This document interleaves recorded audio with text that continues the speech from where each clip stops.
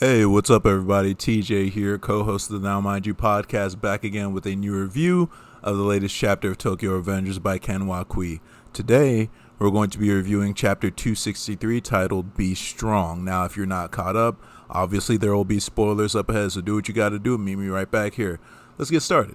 Last chapter, where'd we leave off? Mikey, possessed by the spirit of Black Air Force one shots the whole battlefield. Let me get into the summary.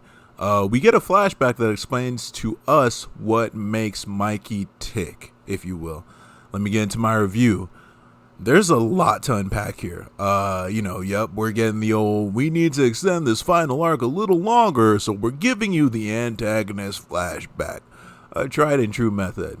Ken Wakui is high-key wrong for drawing Gankun like that. We know he knows what third graders look like. That ain't no third grader I've ever seen, right? Following that thread, he's been drop kicking folks since the third grade. Shout out Bobby Shmurda. I guess we're kind of getting a sense of the origin of Mikey's darkness. He lost his father when he was 3. So, you could argue a strong male role model was absent in his life, although his grandfather was there. But you could also argue that grandpa was absent too, considering all the crimes Mikey has committed. Add on the fact that every time he visited his sick mother, all she did was talk about or compare him to his dead father. Definitely shaped him in some way. Low-key, though, why didn't she try to reprimand or at least redirect some of his violent tendencies? Like, essentially, we're seeing the scenario of, like, Mom, I just beat up, such and such, let's say one of my teachers. And she responds with a, you're so strong, Manjiro, right?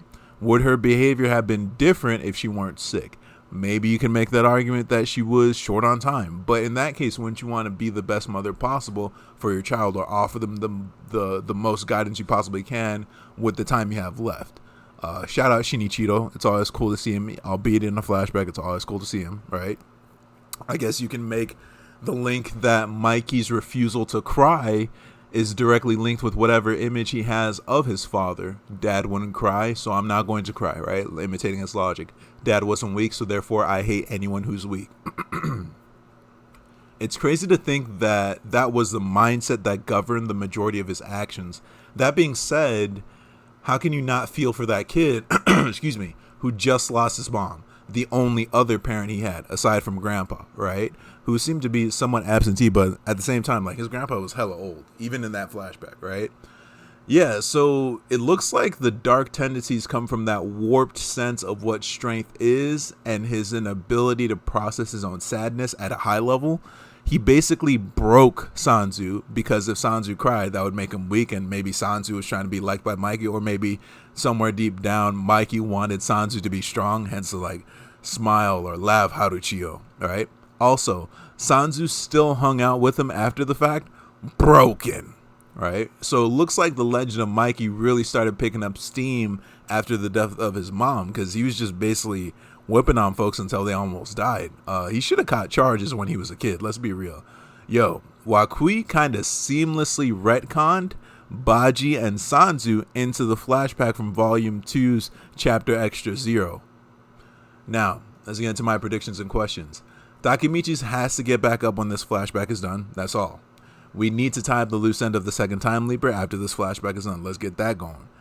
What does it mean that we are getting a flashback like this? Hikey, does Mikey have death flags on him? Better yet, what's up with that uncanny resemblance between Mikey's dad and Takemichi? I'd like to see something more come out of that. All in all, great chapter as always. Can't wait to read everyone else's thoughts. Big shout out to the Tokyo Revengers subreddit. Big shout out to anyone who's listening to this. And of course, I always got to shout out the people who hold it down in the comments. Got to give a shout out to Creepy Kitten. I got to give a shout out to Riolu. Got to give a shout out to Guts Guy. You continue to hold it down in the comments, and I appreciate you. Thank you for everyone giving this a watch and a listen. And shout out to my co-host, Matt, who's actually been in the comments last episode as well. If you like what you're hearing, as always, you can hit up the main podcast and give us a follow at Now Mind You Pod on everything, right? NOWMINDYOUPOD. If you like what I'm saying, hit me up on the gram, Tuss4Skate, TUSS4_SKATE, right? Peace.